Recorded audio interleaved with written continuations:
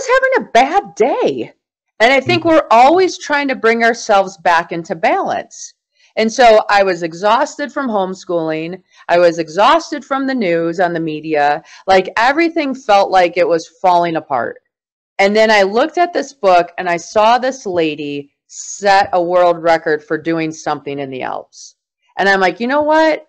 If I could set a world record, then I could bring us out of this despair and into a place of hope and opportunity.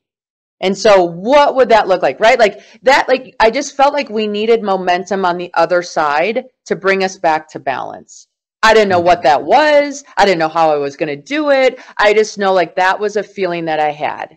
I also had a feeling where I have children. My children don't like to read regular books. I wish they did. They didn't, but they love to read Guinness World Record books. Who had the longest fingernails, who grew the biggest pumpkin, how many hot dogs somebody ate in a minute. Like that was exciting to them, right? So for me, I'm like, oh, it would be so fun to be in a book that my children love to read. Like it just felt like a full circle moment. So like it was just this combination of feelings, thoughts, experiences that came together, and it started as like silly concepts. And then it became real because I allowed it to. I leaned into it. Wow. Not only that they read the Guinness book, but now they have their moms on the list also, right? And it's becoming something that they will be so proud to carry for the rest of their lives. And it becoming the seed of something that inspiring them to do for their own. Maybe one day they will each will have their own names on that world record book. Who knows, right, Jen? Right. Like here's the thing, like our kids are watching us. Yes. And so we need to demonstrate to them what a happy, fulfilled life looks like. Because when we demonstrate it to them, then they know what's possible for themselves. It might look different than mine because we're different people and have different skills and different experiences, but it's possible.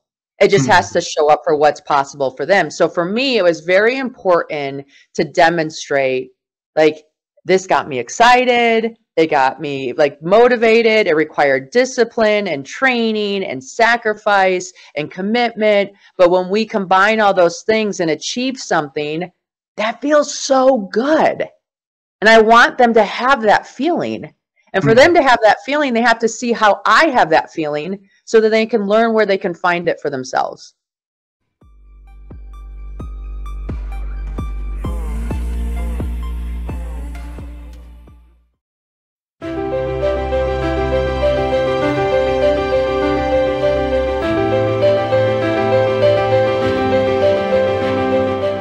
So, Professor Kurt, how have you been growing your ability to think over the years?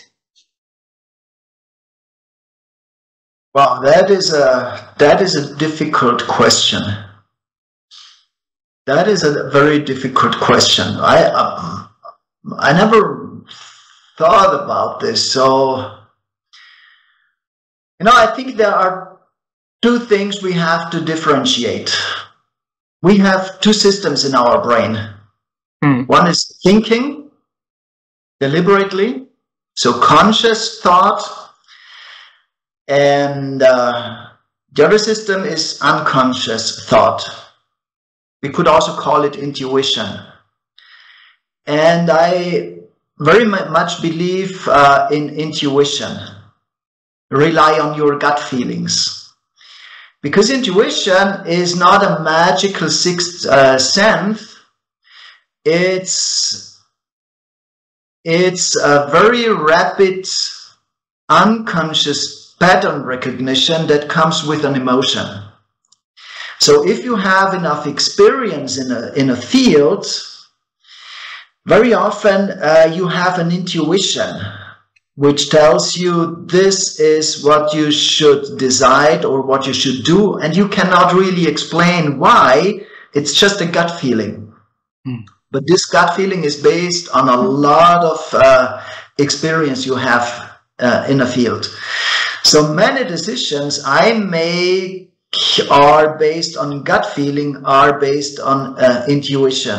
And I learned to trust my intuition. But one important thing, rely only on your intuition if you have enough experience in this field. Because if you don't have enough experience, your mind is not able to recognize these patterns. Beautiful, beautiful.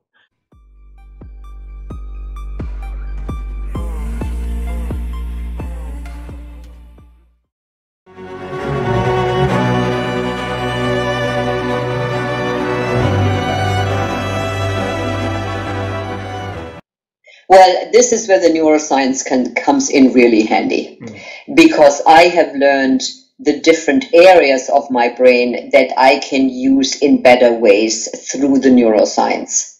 For example, I now know that if I take on too much, and if there's too much stimulation, the stress curve and the impact on my goal direction, empathy, clarity, memory, all the executive functions from the prefrontal cortex, the more I take on, the more the capabilities will be impaired. So I have learned to stay in this zone of stimulation and stress, to not go over the curve where it becomes so much that I can't think clearly anymore. So the neuroscience has really helped me understand my thinking and where it gets to be a challenge and why. And I think that is the incredible benefit of learning how the brain works, because we suddenly begin to understand why we do the things we do, and why some of the things work and why some of the things don't work, because it is related to neuroscience. Wow, wow. And so, so I've learned to not overstimulate myself so that I don't lose, my executive function capabilities. But I've also learned that, I can't keep everything in here. And so, there's another sort of researcher, her name is Annie Murphy Paul. If you get a chance to get her book, The Extended Mind. The Extended Mind, Annie Murphy Paul. Okay. It's a very, very good book that helps us understand that in modern times, our brain can't keep that stuff in here anymore. We've just way overextended our capabilities to think clearly. And so the extended mind is the philosophy that we need to offload what's in here into other areas. And so having a to-do list, a vision board, a whiteboard where you can move things around, things that become visual, help us offload what's in here in terms of thoughts. Wow. And frees up space. So I have learned to offload so that I only keep in here what I need in this moment. Wow. And that will happen. So that I don't get distracted about the next thing. And it's like, that's offloaded already. The next thing is offloaded. It's already in a file. It's on my calendar. It's on my to-do list. It's on a sticky note. It's in a reminder. So that's already handled. So my brain doesn't have to hold that now in here while I'm talking to you. Wow.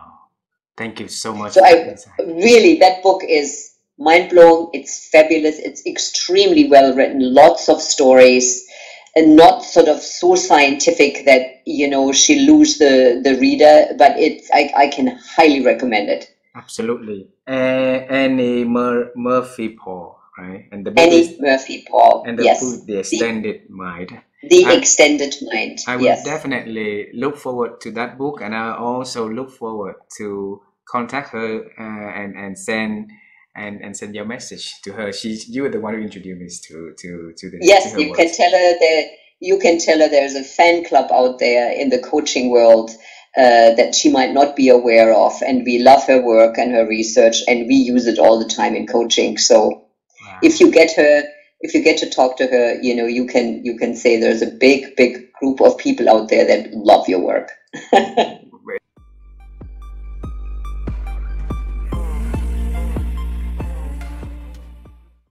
Wisdom to me is knowing that you don't know, right? Understanding that you don't know everything. And wisdom comes from listening to other people, listening to what they really say, and being in tune with who they are.